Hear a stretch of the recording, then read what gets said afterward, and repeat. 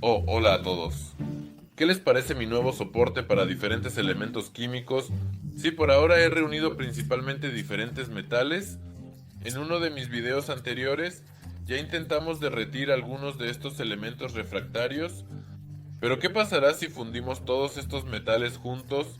¿Se formará algún nuevo superaleación o incluso un material increíblemente asombroso como el vibranium de los cómics de Marvel en el futuro? Posiblemente. Bueno, vamos a averiguarlo.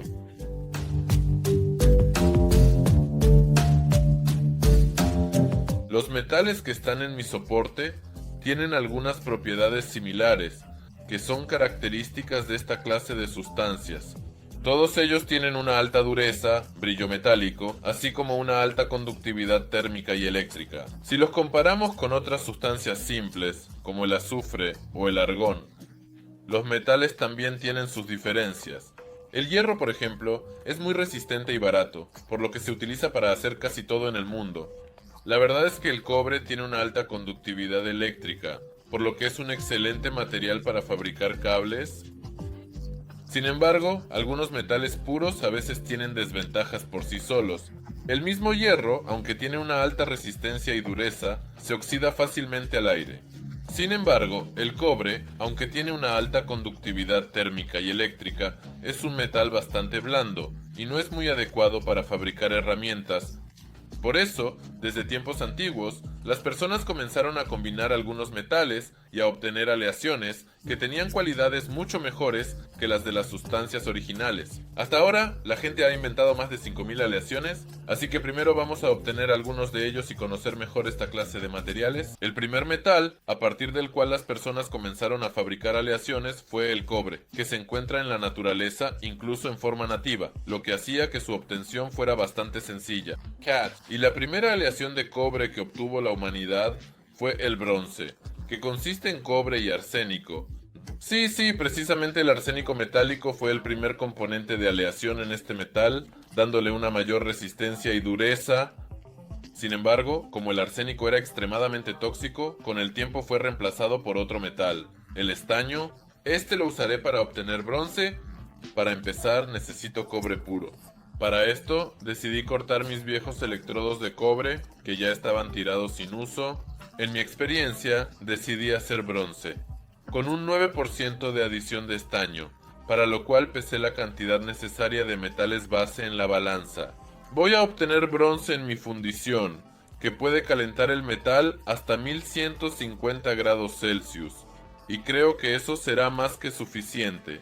Para empezar, en el crisol de grafito añado un par de trozos de cobre puro y lo espolvoreo con boro como fundente. De esta manera, al calentar, se formará menos escoria y la aleación debería salir más limpia.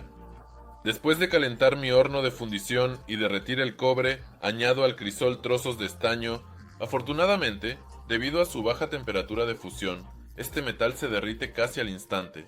Después de añadir el estaño, mezclo un poco el contenido del crisol para crear una aleación homogénea. Es curioso, por cierto, cómo a esa alta temperatura el crisol de grafito comienza a quemarse lentamente en el aire con una llama azul.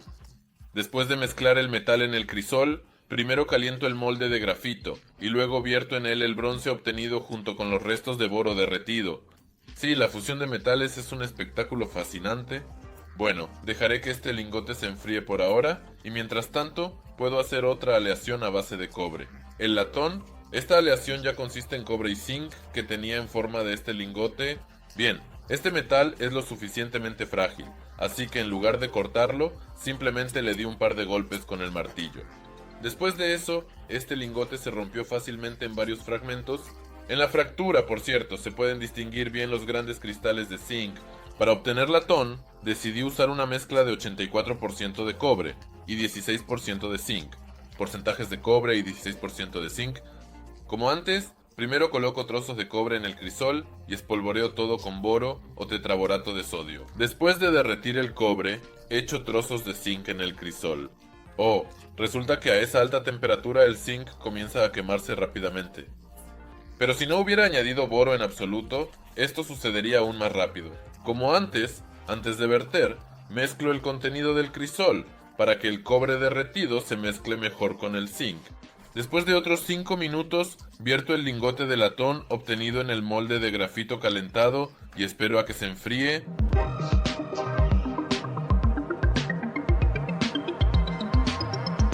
Mientras mi horno está caliente, también puedo fundir estas piezas de latón de fábrica. Como antes, cargo el crisol y echo bórax encima.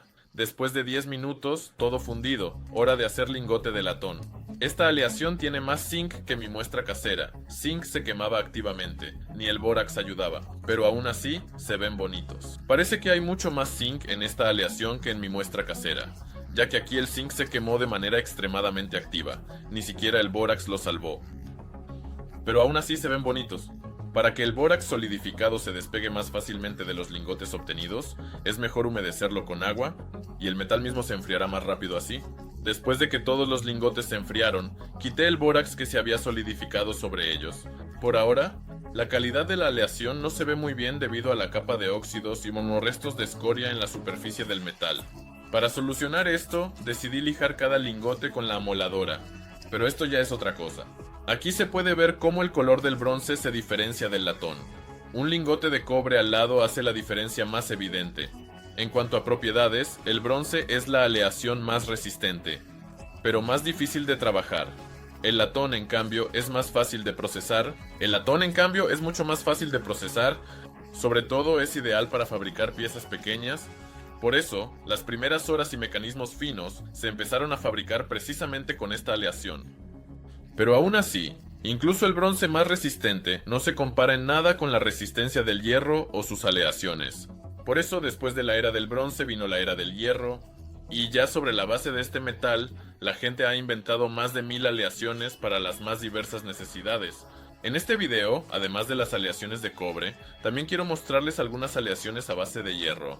Empecemos creo con el acero inoxidable. Sin embargo, la temperatura de fusión del hierro ya supera los 1100 grados, y el calor de mi viejo horno de fusión ya no es suficiente para fabricar algunas aleaciones que contienen hierro. Por eso, para los próximos experimentos decidí comprarme un horno de inducción, que ya puede calentar este pequeño crisol de grafito hasta 1700 grados Celsius, y derretir incluso hierro con facilidad. En realidad, hay más de 1000 tipos de acero inoxidable, pero decidí optar por la versión clásica, que está compuesta de hierro, cromo y níquel. Por eso, como componentes, pesé en la balanza 30 gramos de una mezcla de metales, que consiste en un 18% de cromo, un 1% de níquel y un 81% de hierro, en forma de pequeños discos, un 1% de níquel y un 81% de hierro, en forma de pequeños discos. Es precisamente la adición de un metal como el cromo lo que le da a la aleación resultante protección contra la corrosión, gracias a la formación de una resistente película de óxido de cromo que protege el metal de una mayor oxidación. Después de cargar todos los metales en el crisol, al final tampoco puedo prescindir de la adición de un fundente, pero en lugar de bórax, esta vez decidí agregar una sustancia más refractaria e inerte, el fluoruro de magnesio, ya que el bórax a tan alta temperatura puede saturar la aleación con átomos de boro. Después de encender el horno de inducción, el crisol se calienta hasta volverse blanco en cuestión de minutos. Y aquí ya se siente toda la potencia de las corrientes de inducción de alta frecuencia. Aquí, para evitar el sobrecalentamiento de la bobina de inducción de cobre, ya es necesario hacer pasar agua fría a través de ella. Después de derretir todos los componentes, también mezclo el contenido del crisol para que todos los metales se disuelvan mejor entre sí. Después de otros 10 minutos de calentamiento, creo que ya se puede verter una pequeña lingote de acero inoxidable.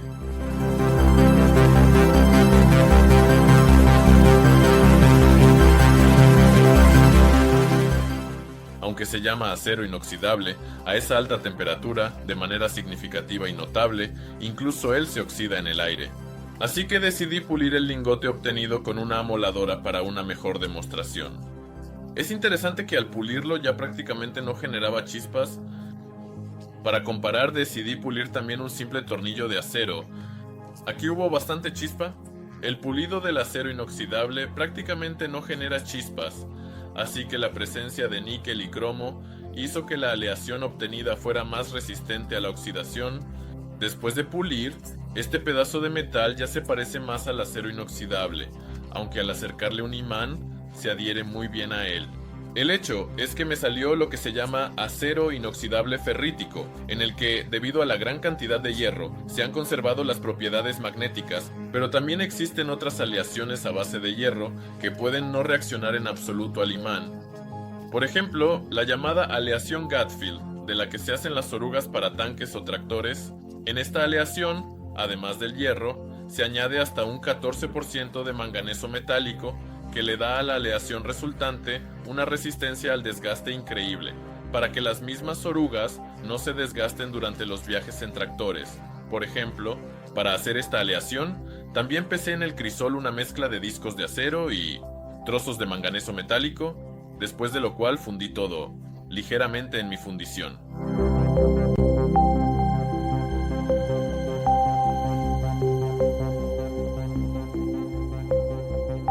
Es interesante, por cierto, que al fundir esta aleación era muy viscosa. Parece que la adición de manganeso cambia mucho las propiedades de fundición de la aleación obtenida. Después de enfriarse, también obtuve un trozo de metal oscuro y oxidado. Hay que pulirlo para verificar la calidad. En principio, después de pulir, obtuve un trozo de acero Gatfield bastante bonito. Y es interesante cómo se comportará al acercarse a un imán.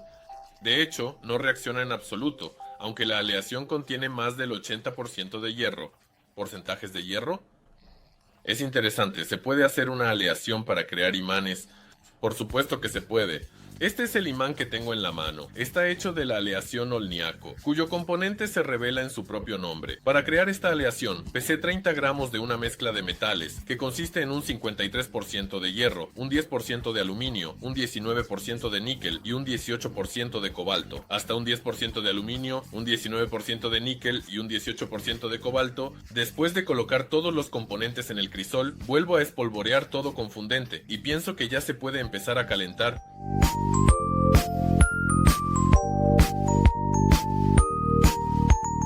Después de derretir la mezcla, como de costumbre, revuelvo el contenido del crisol y luego vierto la aleación obtenida en el molde de grafito precalentado. El grafito aquí, en mi opinión, es el material ideal para hacer tales moldes, ya que ningún metal se adhiere a él. Y esa forma resulta ser bastante duradera.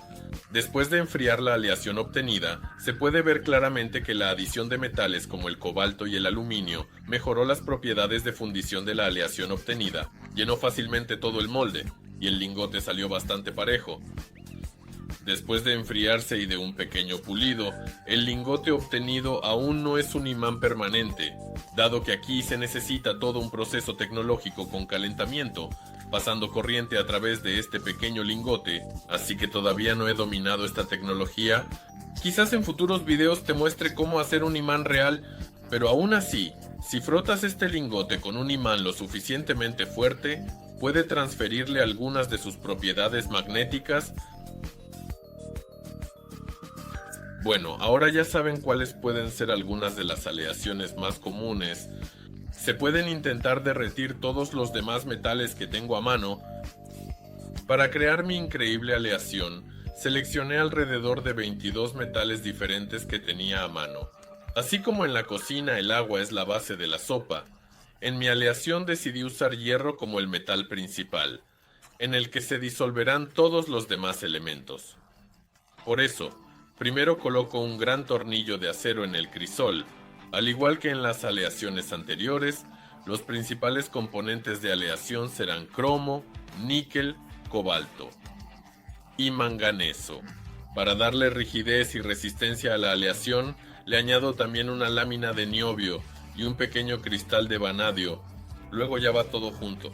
Aluminio, silicio, zinc, cobre, titanio, bismuto, estaño, plomo, indio e incluso plata. ¿Y cómo podría faltar los metales más caros?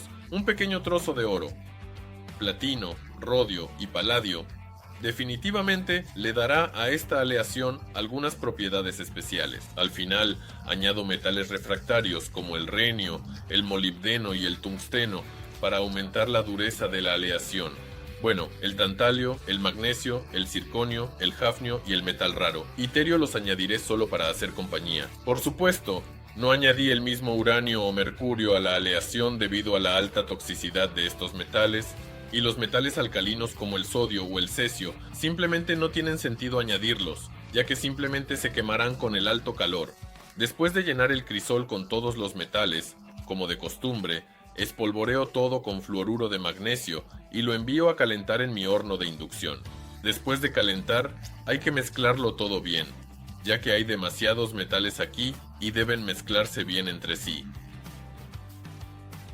También hay que tener mucho cuidado, no se sabe qué puede pasar al fundir tantos metales inusuales, por ejemplo la formación explosiva de intermetálicos, así que por si acaso me alejé un poco, después de 15 minutos de fusión y mezcla. En principio no pasó nada peligroso. Espera, un momento. Al abrir la tapa de vidrio salió una llama brillante. Lo más probable es que el zinc haya comenzado a quemarse junto con el magnesio, así que hay que cubrirlo rápidamente con la tapa para limitar el acceso al oxígeno. Después de 5 minutos más, creo que la aleación está lista y ya se puede verter. Increíble, pero la aleación obtenida resultó ser bastante fluida. Oh, parece que olvidé sostener el crisol, pero parece que todo está bien, no se ha incendiado nada.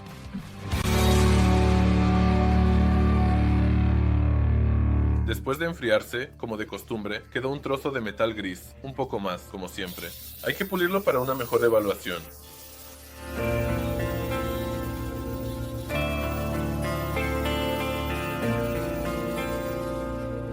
Es interesante que, incluso con tanta cantidad de metales inusuales, la aleación resultante sea bastante fácil de trabajar.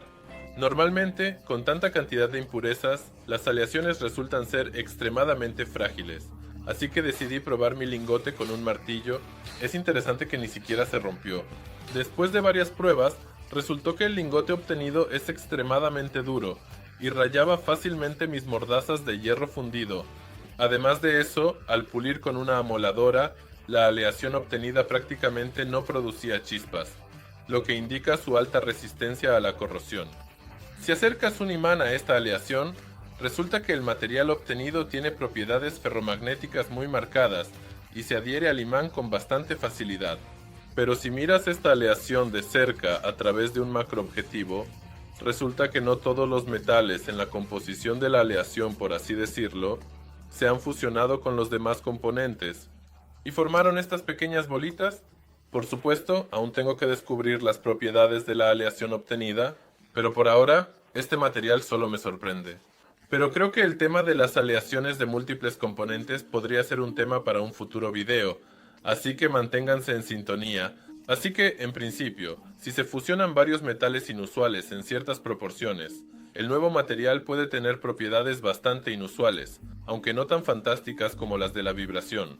Por ejemplo, creo que después de ver este video has aprendido mucho más sobre las aleaciones y las propiedades de los diferentes metales, pero si te ha gustado este video, como siempre, no olvides darle like y suscribirte al canal para que en el futuro puedas aprender muchas cosas nuevas e interesantes.